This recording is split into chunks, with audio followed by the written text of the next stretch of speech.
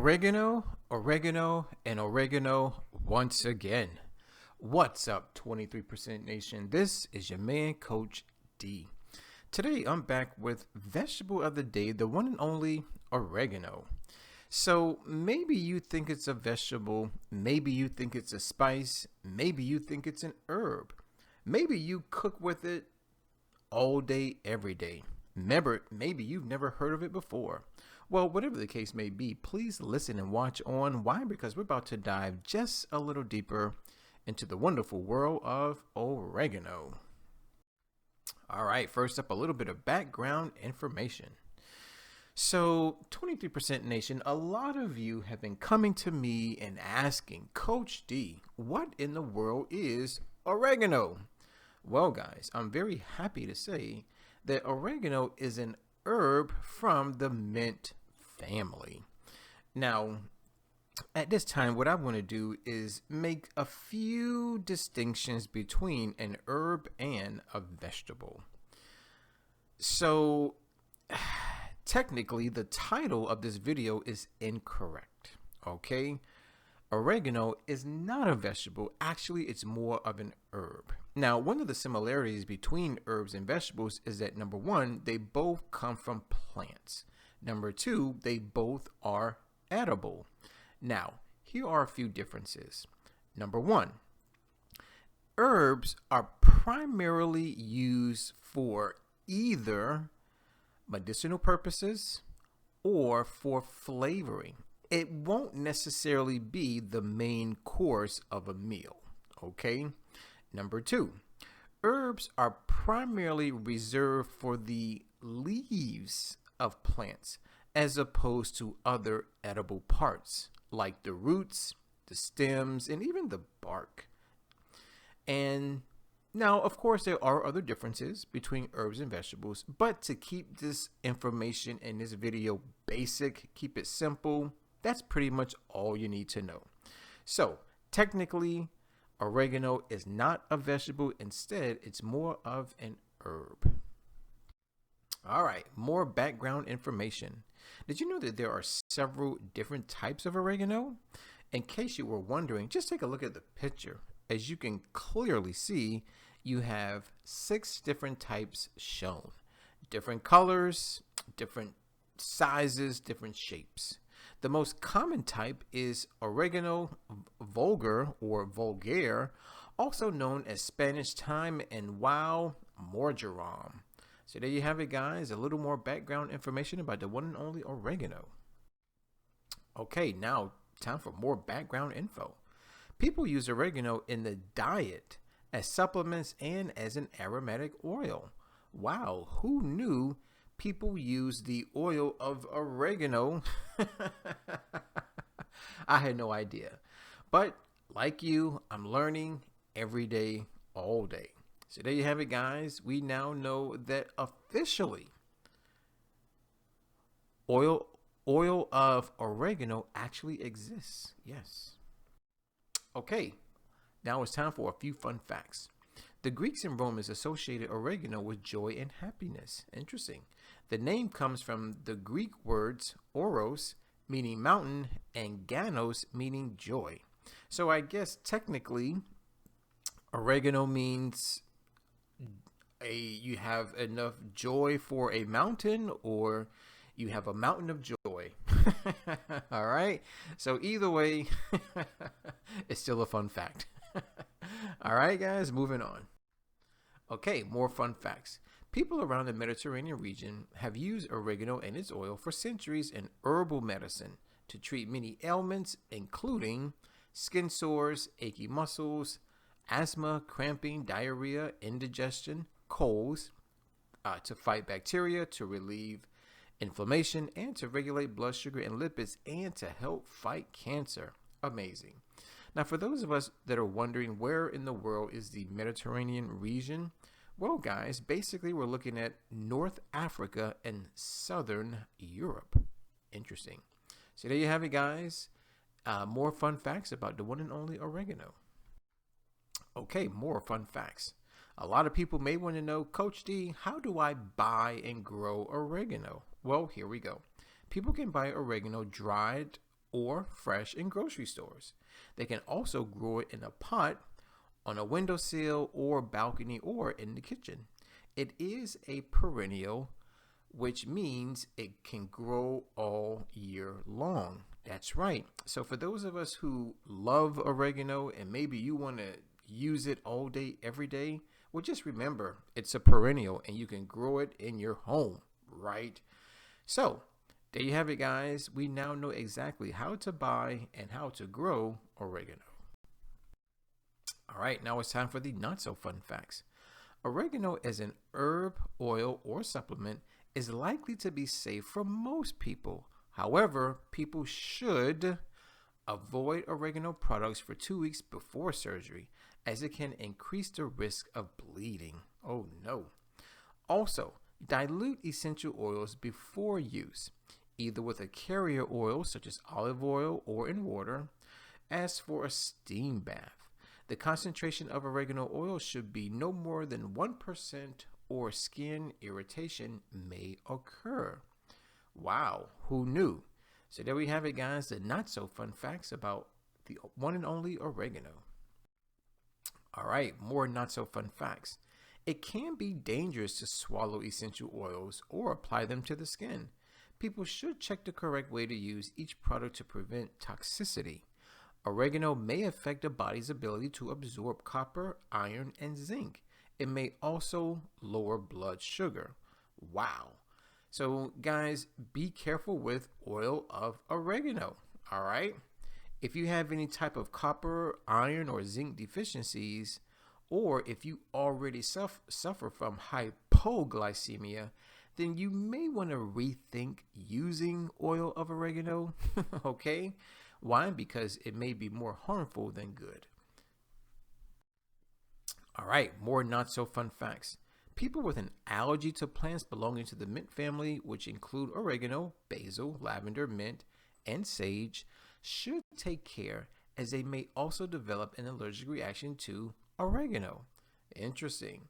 Well, here's what I always say. Either reduce it or completely eliminate it. Now, you'll soon see that oregano does have quite a few health benefits. So before you throw it in the trash, you may want to rethink, you may want to reduce, right?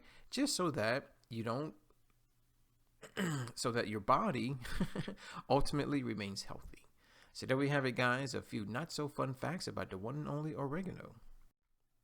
All right, it's now time to talk about the 520 rule. Ladies and gentlemen, the 520 rule is all about food labels. Basically, it helps us to read and understand food labels. Ultimately, it's a guide. It's a guide that lets us know whether or not a food, beverage, or condiment item is a good source or not a good source of any particular nutrient. Now, when we talk about the 520 rule, we're really talking about percent daily value, abbreviated percent DV. Now, let's take a look at our sample food label. As you can see, it is divided into 3 main parts: purple, yellow, and blue. So let's discuss it part by part by part. First up, let's discuss the purple portion, which basically talks about the percent daily column, right? As you can see, percent DV is given as a percentage, which has a scale from 0% upwards of 100%. Now, let's take a look at the yellow portion, which basically highlights a few nutrients such as saturated fat, trans fat, cholesterol, and sodium. Now, we do need to be aware that these nutrients aren't necessarily the best things for the human body.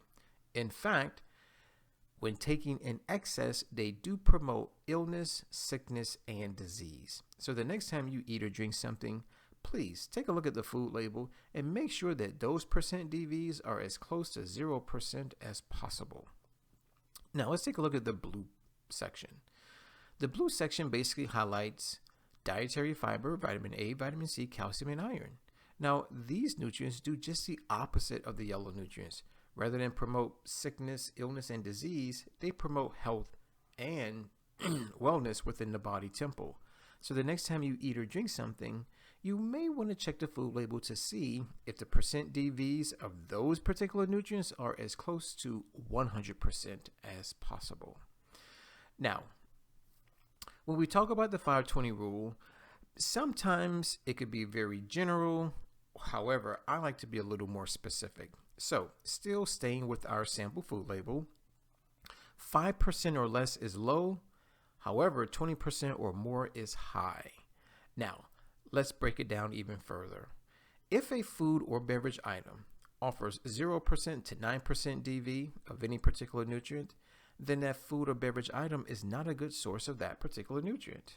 Next, if a food or beverage item offers 10% to 19% DV of any particular nutrient, then that food or beverage item is considered a good source of that particular nutrient. Lastly, if a food or beverage item offers 20% DV or greater, then that food or beverage item is considered an excellent source of that particular nutrient. So there we have it, guys, the ins and outs about the 520 rule. All right, now it's time to talk about the nutrition facts of oregano.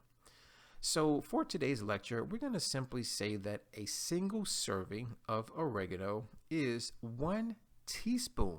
That's it, guys. No more, no less. 1 teaspoon, which is equal to about 1 gram of dried oregano leaves, right? So here we go. In a single serving, 1 teaspoon, we're only going to get 2.7 calories, carbs 0.7 grams, fiber 0.4 grams.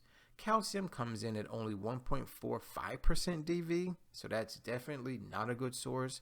Phosphorus comes in at 0.2% DV, not a good source. Potassium 0.3% DV, not a good source. Folate coming in at only 0.6% DV, not a good source. Wow, interesting. Now, I do understand that a lot of us may say, well, Coach D, these percent DVs are very, very low. And I agree. But remember, it's based on a single serving, which is only 1 teaspoon. So there you have it, guys, the nutrition facts about the one and only oregano. All right, it's now time to dive into the health benefits. But before we do, I want to talk with you about something rather special. It's called the principle of cause and effect, which basically states that every cause has its effect and every effect has its cause. There really is no such thing as chance and or luck. In other words, everything happens for a reason. Now, the reason why I bring that up is to let you know that if you currently have any type of diet-related disease, then chances are, yes, you caused it. That's right, guys. Here's what you got to understand is that the disease, the sickness, or the illness ultimately is the effect. The cause, well, to be honest with you, it's the food you're eating. Now, let's flip the script and talk more about health. When we talk about the health benefits, technically the health benefits are the effect. The cause is this. Little do we know, oregano has lots and lots and lots of phytonutrients, or we can use the word medicine. That's right. So when we talk about the health benefits, we're not only going to talk about them one by one, but more importantly, we're going to talk about what causes these health benefits. So, benefit number 1. Oregano is full of antioxidants, which are amazing for the human body, right? So the question is, which phytonutrients exist in oregano? Well, guys, we have thymol, we have, and excuse me if I mispronounce any of these words. So first up is thymol. Then we have carvacrol, limonene, terpenine, oxamine, and we have caryophyllene. Wow, I hope I got those right. Benefit number 2 has antibacterial properties. So the question is, what's the cause? What's the phytonutrient? What's the medicine responsible? Well, say hello to carvacrol and thymol once again. Benefit number 3 has anti-inflammatory properties. So, what's the phytonutrient responsible for these anti-inflammatory properties? Well, say hello to thymol once again. And also, I want to introduce you to rosmarinic acid. Interesting. Benefit number 4, protects against cancer. How good is that? Now, what's the medicine? Well, carvacrol once again and thymol once again. Benefit number 5, helps manage type 2 diabetes. Well, we can thank the antioxidants for that. And benefit number 6, helps with depression. Now, what's the cause? Well, the oil extract. So there you have it, guys. 6 amazing health benefits from the one and only oregano. All right. Now that we've talked about the nutrition facts and the health benefits, it's now time to talk about food. So guys, I want you to say hello to our go-to website for everything vegan. It's forksOverKnives.com. By the way, there is a movie entitled Forks Over Knives, which I highly recommend you watch. Not alone, but with someone. Your husband, your wife, your girlfriend, your boyfriend, or mom and dad. Why not? So as usual, I went to the website, did a little bit of research for oregano, and I came across 2 amazing plant-based oregano recipes that I want to share with you right now. So the first one is entitled let me see, okay, here's another word that I may mispronounce, but I'm going to try my best. Enfrijoladas. There we go. Enfrijoladas. Take a look at the picture. Looks interesting, right? Now the second recipe is roasted red potatoes and cabbage. Looks delicious, yes. Now, if you are at all interested in making and tasting either one, if not both of these recipes, all you have to do is click on the description box. Why? Because I'm giving you a direct link to both recipes. Now, do me a favor. Click on the link, make the dish, taste the dish. Come back to the video and share your thoughts. Now, what I left out is that when you click the link, you're going to find some amazing information, such as pictures, maybe videos, an ingredient list, and of course, instructions. So guys, do what I suggest, right? Make the dish, taste the dish, come back to the video and share your thoughts about one, if not both of these amazing, nutritious, delicious recipes from forksOverKnives.com. All right, 23% Nation, I hear you. A lot of you say, well, Coach D, thanks for the fun facts and not so fun facts in the nutrition facts. But what I really want to know is, when should I eat more oregano, right? Well, guys, the perfect day is Nature Day. What? Absolutely, Nature Day. It's a perfect day to eat more oregano. Now, let's talk a little more about Nature Day. Guys, Nature Day happens to be the first day of the 23% challenge. Now, maybe you've been living under a rock, or maybe you've never heard of Coach D before. And so maybe right now you want a little more information about the challenge. Well, guys, the 23% challenge is a monthly 7-day wellness program that is designed to help improve your health, your wealth, your relationships. Oh, and it also helps to save good old planet Earth. Now, here are 2 things that you need to know about the challenge. Number 1, it's monthly, meaning January through December. And number 2, it's 7 days. As a matter of fact, it's the first 7 days of every single month, right? So if Nature Day is the first day of the challenge, that simply means that Nature Day is the very first day of every month. That's right. So whether it's October 1st, November 1st, or December 1st, it's always Nature Day. All right. So now a lot of you may be intrigued. You may be interested. You may want to know, well, Coach D, what is Nature Day all about? Well, guys, in a nutshell, Nature Day is all about eating more plants.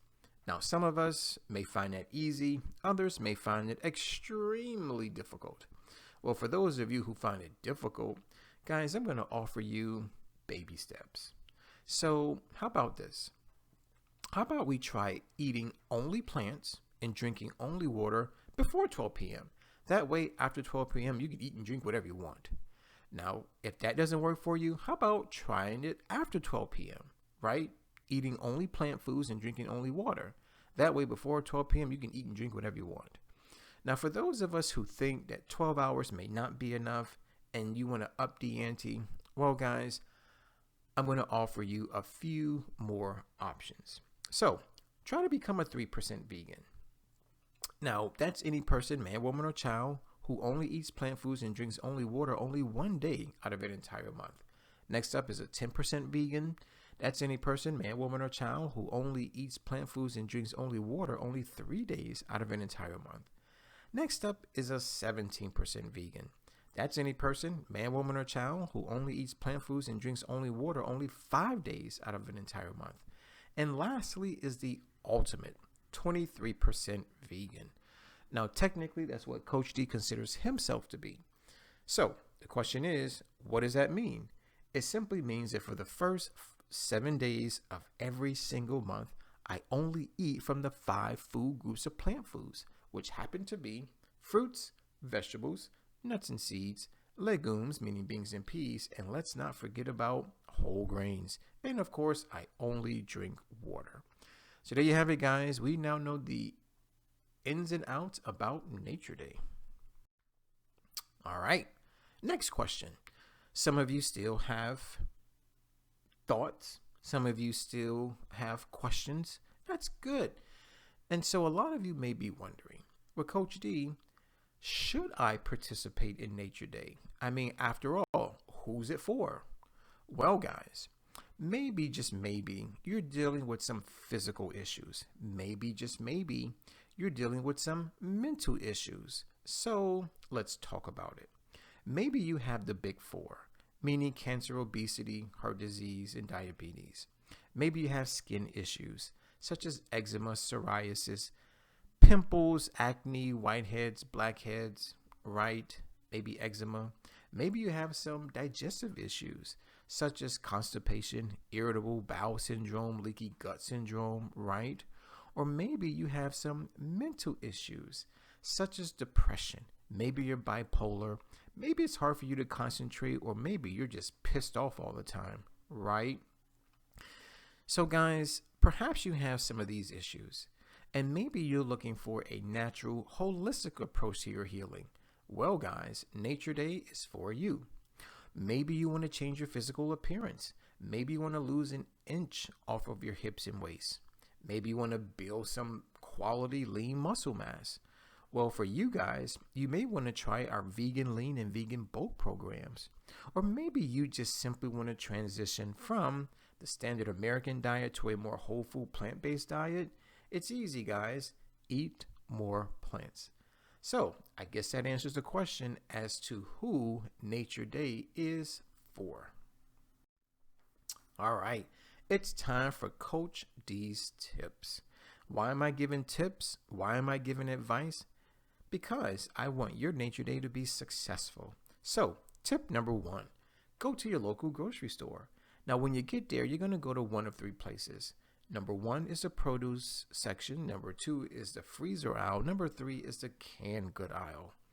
Now, a lot of people may say, well, Coach D, what's best, fresh, frozen, or canned? Well, I'll put it to you this way. Fresh is going to be number 1. Why? Because the plant food is in its original state. Frozen is a very close second. And third is canned. As a matter of fact, is dead last. Here's the problem with eating canned plant foods, or any canned food for that matter, is that putting food in a can requires a lot of processing. And during that process, a lot of nutrients are destroyed. However, a lot of toxins are added. So whenever you eat anything that comes out of a can, chances are you may be eating more toxins than you are nutrients. Tip number 2, go visit the prepared dishes section of your local grocery store. That's right. So once you're done with the produce section, the freezer aisle, and the canned good aisle, walk on over to the prepared dishes section. Now, this is the part of the grocery store where you have prepared foods behind a glass container, right? And you have someone behind the counter actually serving you the food. That's right, guys. Now, walk on over there and ask the person behind the counter, the attendant, if they have any plant-based or vegan options. Now, if you don't know what it looks like or tastes like, then just simply ask for a free sample. right? And if you like it, go ahead, buy it by the pound, maybe even 2, maybe 3 pounds, especially if you're having a big time dinner party. Tip number 3, go visit your local farmer's market. Now, farmers markets are ideal for people who really do prefer organic plant foods, and also for people who prefer non-organic. I'm sorry, not non-organic, non-GMO plant foods. That's right. Now, the reason why is because farmers markets primarily cater to the non-GMO organic plant food market. So, if you need organic or if you want non-GMO, definitely go to the farmers market. And here's another quick tip, or shall I say quick benefit of a farmers market, is that the prices may be better than the grocery store. Why? Because the food, more than likely, is grown locally. Tip number 4, go visit your local vegan restaurant. Now, vegan restaurants are amazing for a few reasons.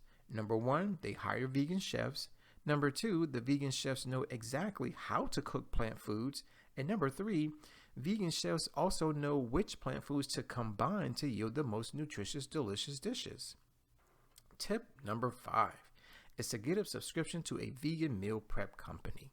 Now, the reason why you want to do this is because people complain that they don't know how to cook plant foods, they don't want to cook plant foods, or maybe you just don't have time to cook plant foods. Well, here's what I say.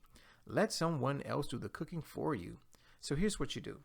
Give them a call, get the subscription, they make the food, they deliver the food, you eat the food. Yes, it's just that simple. So there you have it, guys. 5 amazing tips to help make your day, to help make your nature day successful. All right, it's time for our question of the day, coming from yours truly and the rest of the 23% Nation. We have inquiry minds and we want to know, is oregano a vegetable? Now, I believe I covered this information earlier in the lecture. So if you got it, good. Please write your answer in the comment box below.